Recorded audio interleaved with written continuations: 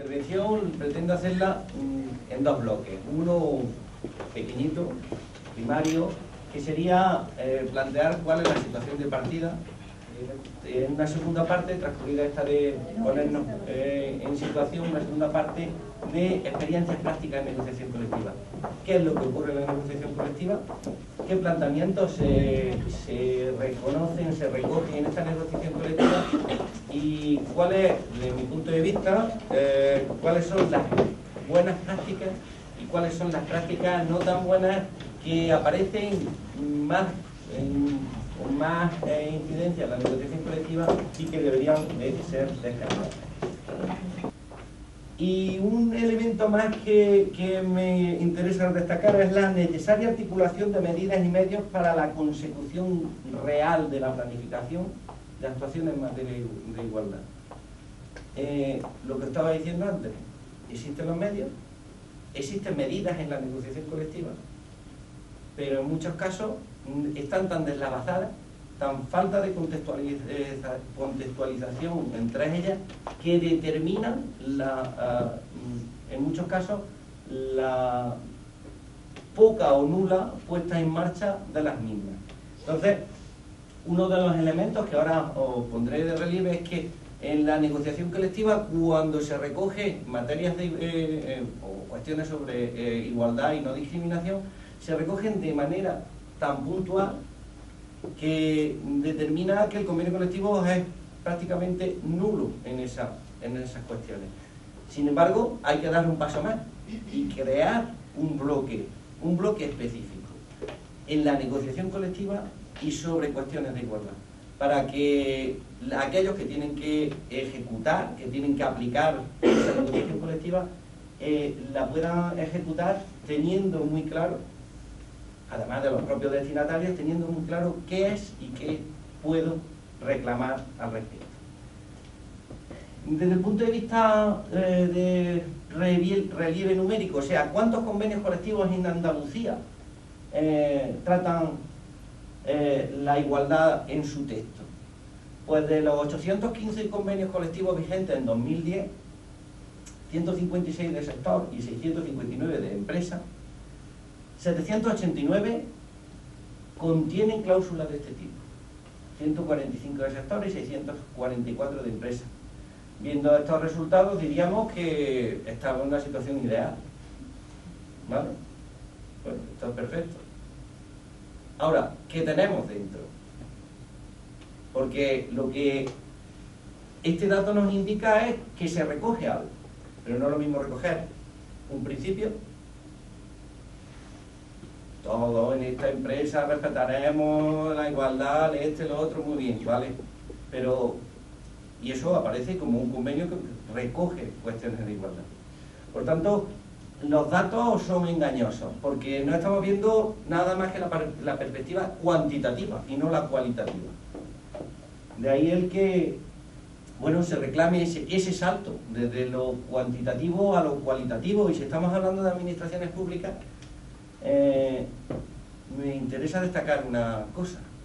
Si vemos cuáles son los convenios que recogen los sectores en los que los convenios recogen mayoritariamente cuestiones de igualdad, los recogen aquellos sectores donde la presencia de la mujer es mínima o residual.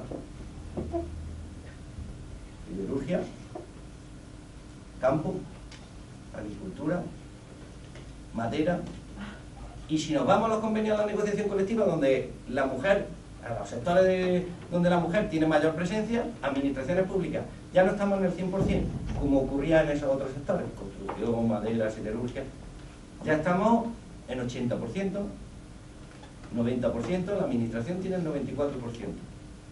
Es conocido que en esta materia el pilar fundamental lo constituye a nivel nacional la Ley Orgánica 3/2007, y a nivel andaluz la Ley 12/2007 como pilares básicos y fundamentales en materia de igualdad entre hombres y mujeres, y en el que hay un elemento básico o un elemento muy importante que desde mi punto de vista rompe con la perspectiva siempre sancionadora que se ha tenido respecto de estas materias. Se consideraba, ¿no?, incumple, se sanciona. Eso era el límite o esa era la actividad legislativa.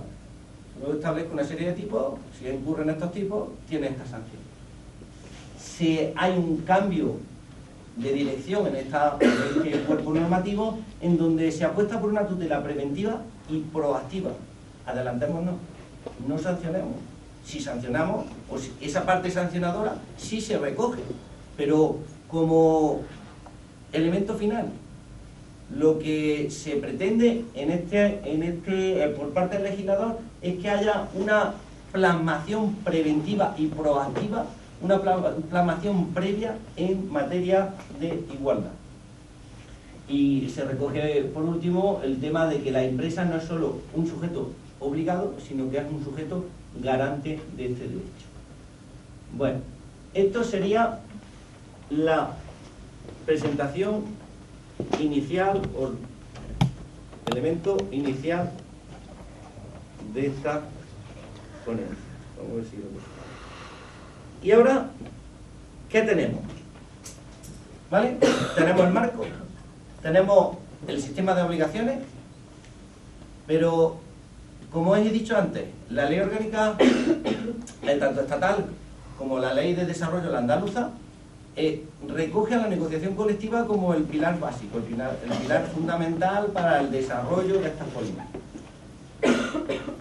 Y ahora el paso siguiente sería, ¿qué hace la negociación colectiva?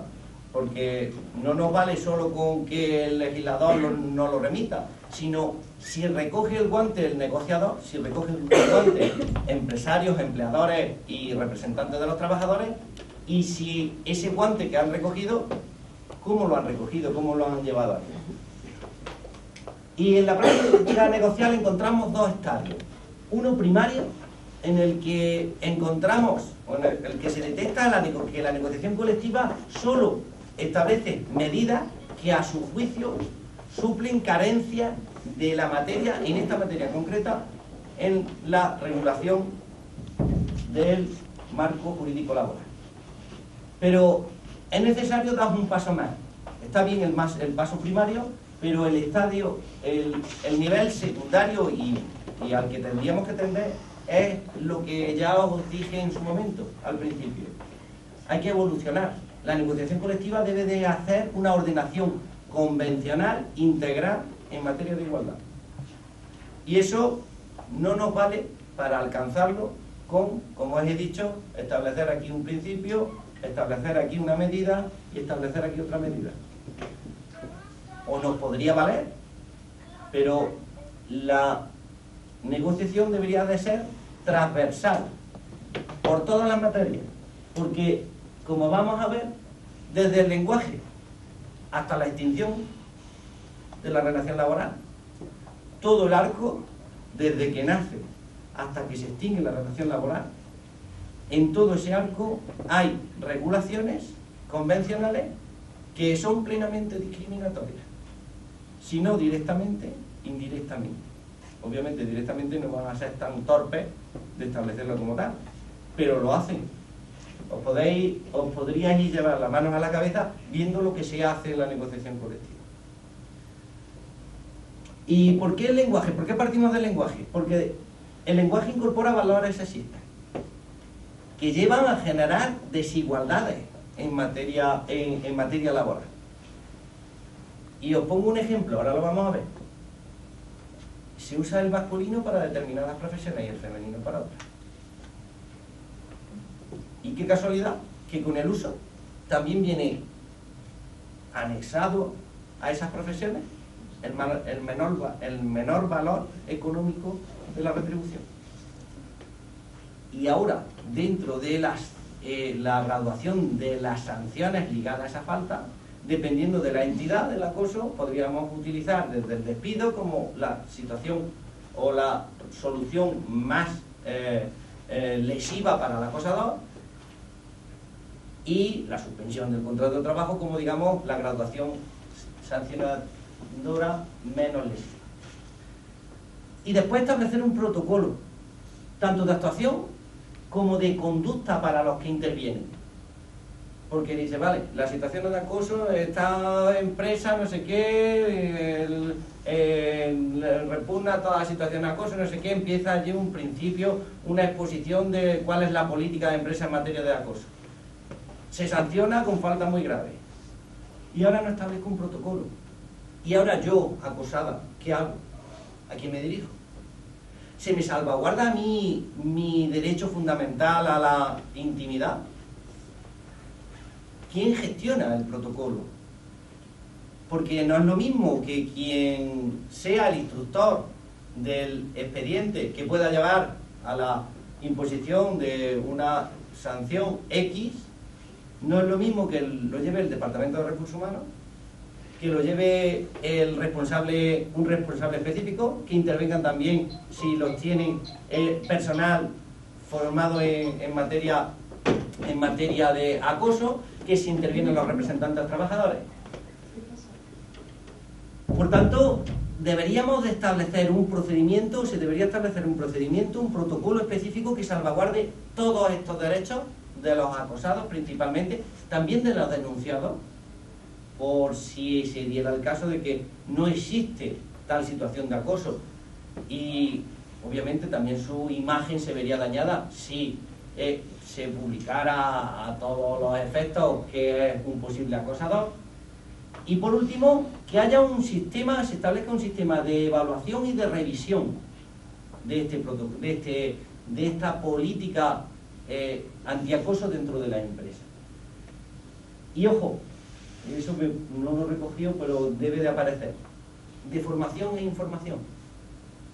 Debemos de informar a todos, de formar a todos en materia de acoso, para saber a qué nos debemos de atener, y tenemos que informar a todos también en esta materia. Por tanto, la conclusión final, ¿cuál sería? Que debemos de tener una visión en la negociación colectiva proactiva e integral en materia de no discriminación e igualdad, y no una visión reactiva, solo reaccionamos ante situaciones X, ¿vale? Aun cuando también esa dimensión queda incluida dentro de la proactiva integral. Por mi parte, si tenéis alguna duda, cuestión, sí creo importante remarcar lo que os comentaba antes, la necesidad de cuando se necesite, cuando se os reclame la participación en esta materia, ¿no? En materia de negociación colectiva, que desde las distintas administraciones podamos trasladar esta información a las universidades, al Consejo de Relaciones Laborales, etc.